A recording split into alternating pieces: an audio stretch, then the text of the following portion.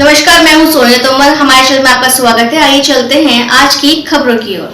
तो स्वागत है हमारे चैनल में क्राइम टुडे 18 में। आज मौजूद है एडवोकेट दिनेश कुमार गुप्ता जी और साथ में बराबर में एडवोकेट नीतू सिंह वर्मा जी। जानेंगे भी हाल ही में जो दिल्ली में रोहिणी कोर्ट में जो है सुरक्षा के मद्देनज़र रहने के बावजूद भी वहाँ पर जो है ऐसी घटना हुई है जिसे पूरा देश जानता है। तो संबंध में बात करेंगे, आज जानेंगे कि सुरक्षा के लेकर उनके क्या क्या विचार हैं। हाँ जी, दिनेश कुमार गुप्ता जी, आपका स्वागत है चैनल में। और हम जानेंगे रोहिणी संबंध जो मामला हुआ था हाल ही में, आप जानते ही हैं, पूरा देश जानता है। तो आप भी कुछ बोल रहे हैं, इस पर क्या कहना चाह रहे हैं आप? मेरा कहने का मतलब ये है, दिल्ली हाई कोर्ट के अंदर सुरक्षा के चौकन बहुत बढ़िया इंतजाम है, कोई भी परिंदा पर नहीं मार सकता। तो मेरा विचार ये है, जितनी भी दिल्ली के अंदर डिस्ट्रिक्ट कोर्ट्स हैं उनमें दिल्ली हाई कोर्ट के तर्ज पर इंतजाम होना चाहिए। इससे सभी को फ़ायदा मिलेगा।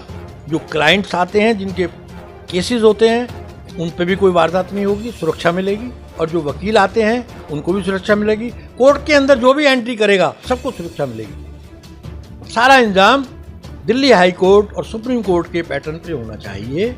जैसे कि अगर यहाँ कोई क्लाइंट आता है, वो अपना ये दिखाया कि मेरे पे समन है, आज की तारीख है इस कोर्ट में, या मेरे पे कोई नोटिस है कोर्ट का। अगर उस पर कोर्ट कोई समन कागज नहीं है तो उसको जो है हाई कोर्ट की तरफ पे वकील से एक फार्म भरवा करके वकील सब लिखेगा कि आप नाम, किसकी कौन सी कोर्ट में केस है आपका, कौन उसमें मुद्दई हैं, किसके खिलाफ केस है, उसकी फार्म में भर के देगा एडवोकेट के बाद कंप्यूटर में वो दर्ज होकर के उसका फोटो खींच करके पास बनाया जाए, तभी उसकी एंट्री हो। इसके साथ साथ जो एडवोकेट्स हैं, क्लर्क हैं, उन पे सबके कार्ड बने हुए हैं बार काउंसिल से या बार एसोसिएशन से बने हुए क्लर्क के, उनकी भी एंट्री कार्ड देख करके होनी चाहिए। और उनकी जो है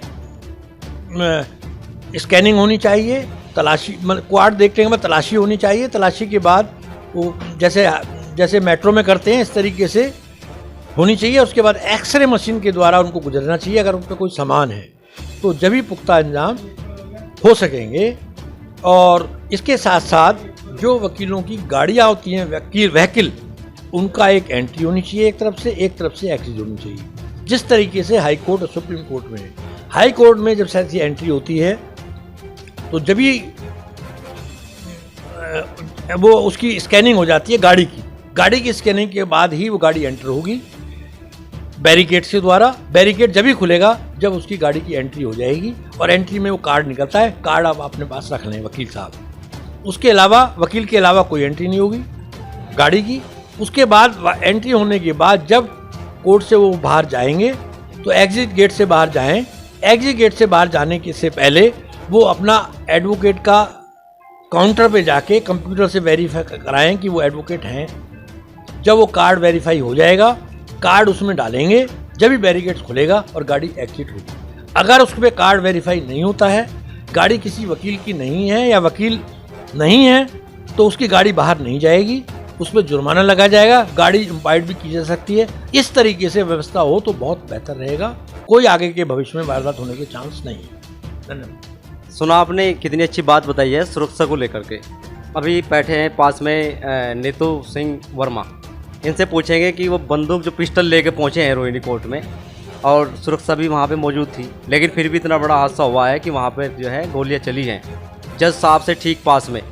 अब ऐसे में क्या लगता होगा, आपका क्या संदेश? देखिए, सबसे पहले तो मैं आपके चैनल में स्वागत करती हूँ। और दिल्ली जैसी राजधानी में इस तरीके की जो क्राइम हुआ है वो बिल्कुल भी निंदनीय है।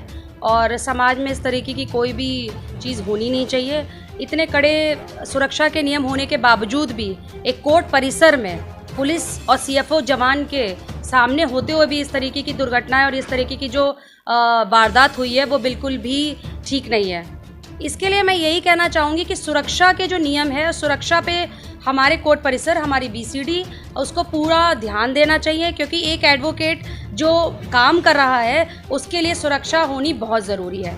तो सुरक्षा के लिए मैं यही कहना चाहूँगी कि जो सुरक्षा के नियम है, जैसे कि अभी दिनेश कुमार गुप्ता जी ने बताया कि वकीलों के पास आइडेंटिटी कार्ड होने चाहिए।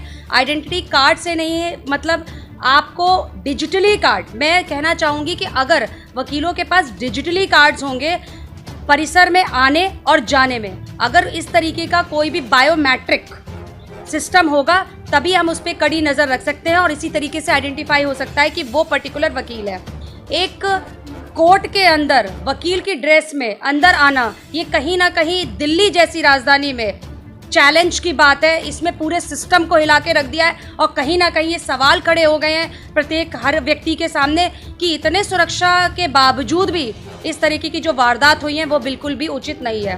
तो मैं legal right organisation of India की तरफ से यही कहना चाहूँगी कि कड़े इंतज़ाम हो, सुरक्षा हो और हमारे कहीं ना कहीं पूरी कड़ी ना कड़ी सुरक्षा करनी बहुत ज़रूरी है। और हम अप्रोच करेंगे कि बीसीडी को हम अप्रोच करें कि वकीलों के लिए पूरा इस तरीके से आने जाने का सुरक्षा के नियमों का पालन होना चाहिए।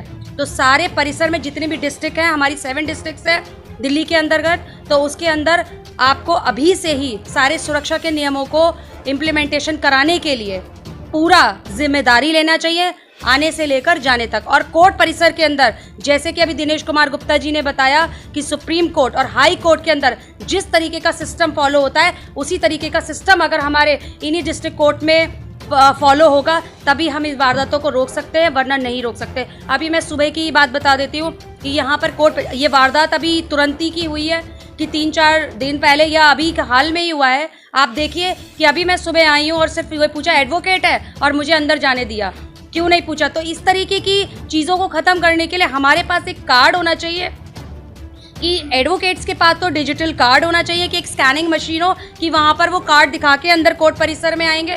और अगर उनके साथ अगर कोई क्लाइंट आ रहा है तो वो वकील से सबसे पहले एक कोर्ट पास बनवाएगा, उसके बावजूद ही वो अंदर प्रवेश कर सकता है। अन्यथा अगर हम इसी तरीके से करवाते रहे या देते रहे इन चीज़ों को तो इस तरीके से क्राइम बढ़ता जाएगा और वो कभी भी ख़त्म नहीं हो सकता है। तो जागरूकता के जरिए हम इस काम को ख़त्म करने के लिए सबसे पहले यही चीज़ चाहेंगे कि सभी डिस्ट्रिक्ट कोर्ट में जैसे कि सुप्रीम कोर्ट और हाई कोर्ट में इम्प्लीमेंटेशन है उसी तरीके के इम्प्लीमेंटेशन पे हमें ध्यान देना चाहिए। धन्यवाद। सुना आपने कि सुरक्षा को लेकर के जो बात बताई गई है उस पर जो है दिल्ली पुलिस को भी ध्यान देना चाहिए कि उनकी स्क्रीनिंग होनी ज़रूरी है कि जो कोई बंदा आ रहा है बाहर से वो एडवोकेट है या नहीं है, क्योंकि वो एडवोकेट की ड्रेस में थे और बंदूक लेके अंदर चले गए हैं। बहुत बड़ा सवाल है सुरक्षा को लेकर के। आगे भी आपको खबरें दिखाते रहेंगे। धन्यवाद।